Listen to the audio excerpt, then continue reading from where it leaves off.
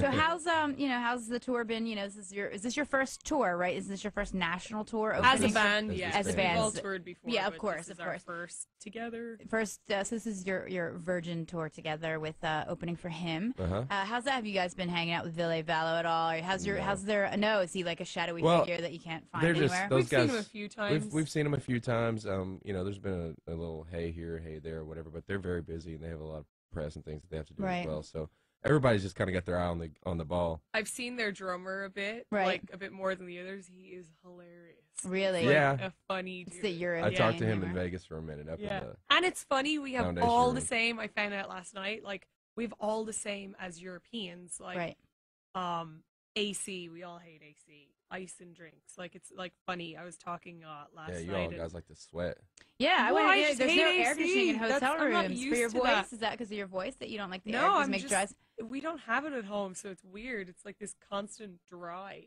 It's oh my God, I can't stand it. It's like if it hits 70, I want the air blasting in my face. I know. And I live on a bus with a man that likes the bus like an igloo. They keep it on 62. That's a little ridiculous. That is a little cold. Yeah, I think that's a little wow. I mean, I would worry about my voice, like, getting dried out. Yeah, I can imagine.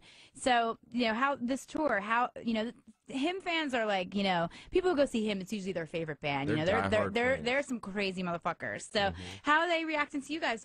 Well, the thing about their fans, and something that I noticed very quickly on the tour, is they're really intelligent. They're music lovers, and they're very dedicated to the band, and it's just really cool to play for them because a lot of them that I've met so far are actually musically educated. Sure. So they can talk to you like about your song and like, oh, I liked when you did this, and like they really understand music, which is fun. A really cool thing. Yeah. I've never come across that before. It's a really cool thing that they like actually break things down and has there been stuff like that? It's really cool. I was gonna say, what were you gonna say there? I was just saying that's some of them. That's not all of them. Well, the ones that I talked to, it's really cool. They were like, oh, and I liked when you did this, and it was cool. Seriously, Ville, his band, his trademark, whatever. I don't know what he's doing there, but there's something in the Kool-Aid for that band because people love that band. Yeah, those kids worship that. It's just, I think it's like a voice for people who are lovelorn, and it's such a universal experience for people too. When we started direct support on this tour, we've done like 35 shows or something like that. At first, I think they were just kind of looking at us like, who are these people? They didn't know that. I'm sure those kids don't watch American Idol, and they probably didn't listen to our former band. So there's like, who are these people? But over the course of like a week, when videos started getting up on YouTube and stuff like that, you see them like coming around. So we've been rocking their faces off. Well, sometimes faces need to get rocked off by a band they don't know. It's fun though to see, like, obviously him have the same people that go to multiple shows, and now they're like, they know our songs too. It's kind of fun. And then if they go to the merch table after the show, we'll sell your face back to you. Well, you can, and then the people who don't come back to reclaim their faces, you just keep them in your pocket. They just go home with their face I was gonna say, maybe that's why the bus is so cold, because you're keeping all those faces that you rock off. It's like that Bon Jovi. You've seen a million faces. It's like Ben's house. It's like an igloo. His house is like a snow thing. It's crazy. It's so cold in there. It's unbelievable. Maybe he's hot-blooded. Yeah, he's a freak. So you guys, this is, like I said, it's a new project for everybody involved, and it's, came together pretty quickly. It's pretty nascent, I would say.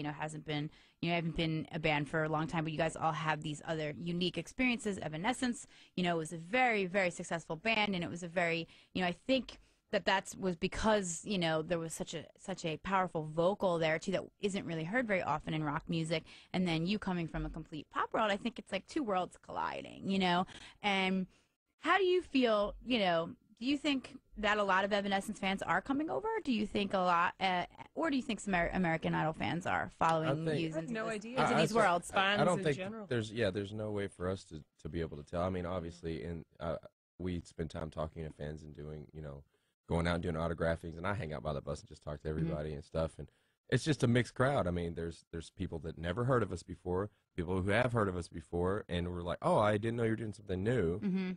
American Idol fans, it's just like all shapes and sizes. Yeah, there's a few familiar faces from the past that I'm, kind of seeing, and it's just really cool that they understand that this is what I always wanted to do. Like, the people that really got me while I was on the show, they're like, this is totally what we thought, you would end up doing. So I really think that where we're at, what we're doing is they don't really care about all that what we did in the past because it's a brand new time. It's like, you know what? I don't care what you did. Prove something to me now. Right. And you know what? I appreciate that attitude because we're willing to work for whatever we're going to Right. You're not do. just riding on some past laurels, past successes. Because it seriously, that is not a reality. Oh, we were in this band. We should sell 20 gazillion records. It's just not reality. The industry is not like that. It's very different. It is very different nowadays. It's the industry is different, but I think people just, they don't want to just be bought by something. They want to, they want you to earn it, and we're going to earn it. It's all about a good show, and that's something that as a band we've kind of, I guess, solidified now that we're all comfortable. Like I know when Marty's going to come behind. Like it's crazy. Like when we first started doing shows, it was very new to us, but we're all so comfortable with each other now on stage. It seems like you guys have a really good chemistry. Every night is like better and better and better, and we all come off like, oh, that was the best show ever. Yeah. Every night is the best show ever. We come off stage, it's so fun. We're definitely, all of us, every night, it's like it's our first show. We're just like, oh my God, you're so good. Oh, so oh my God, look, he just fell for 15 minutes. Yeah. Oh, wait, last night we actually did we do a huddle before the show. We actually huddled after the show. Yeah, you're like, oh wow. It was like by accident. It's like, hey, we're huddling again. We're such good friends. So what's it gets said in the huddle? Is it the whoa Bundy, or is it like just no, like? It's usually something really stupid that doesn't make any sense whatsoever. Yeah, I don't even get this whole huddle thing. It's kind of Who funny. started the huddle? Was it Ben? Was it you? We all just decided that, you know what, let's do huddle. that. Let's do that because we see bands Usually do that. Marty says something ridiculous. We all laugh, and then we're ready. We've been in projects before where I didn't even know where the rest of the band was. You show, oh, there they are on stage. Cool. Hey, good to see you. I think it's kind of a good teamwork thing to go in there with everybody's kind of mindset together. We usually just say something like, I believe in you, Carly. It's something stupid before the show, and I'm always like, what's wrong Ben, with you people? I love your face. Let's do this. You look terrific in that dress. Things like that. Yeah, Ben. When when Ben wears his dress, exactly. Right? Well, I think that's cool. You always see, like, I remember the huddle was the thing you would see, like, on Madonna, like, Blonde Ambition tours or Bon Jovi or this big, I'm sure you wouldn't see Guns N' Roses, but it always seems like when I was watching, like, videos of backstage footage from, like, big rock bands back in, like, the 80s and 90s, that's when you would always see the huddle. But it's nice to see, and it's not just sports teams that do the huddle before the huddle is usually like, fun. Carly, hurry up. Yeah, Get huddle time. And I'm like getting my ears down my back and stuff. It's kind of it's really, it's just a ploy so that we can make sure that Rocky gets to the stage on time. Yes. Rocky, formerly of a band called Living Sacrifice. He's currently still in that. Yeah, is he still? Yeah, the band put out a new album. I'm sorry. I totally spaced. Sorry. I Rocky's talked to a million in bands. 20,000 bands. That was the video he did, right? Oh, yeah. Living Sacrifice. Yeah, they did a video that we actually premiered on Noise Creep, which it was like a very troops oriented. Yeah, they're still touring and stuff. Actually, I think the singer just tore his ACL. He didn't jump on stage. Yeah. Oh my Tore God. his ACL, but that kind of put him out. But Rocky, obviously somebody's filling in for him. But that's been something he's been involved with forever. Many years since Truby left. Right.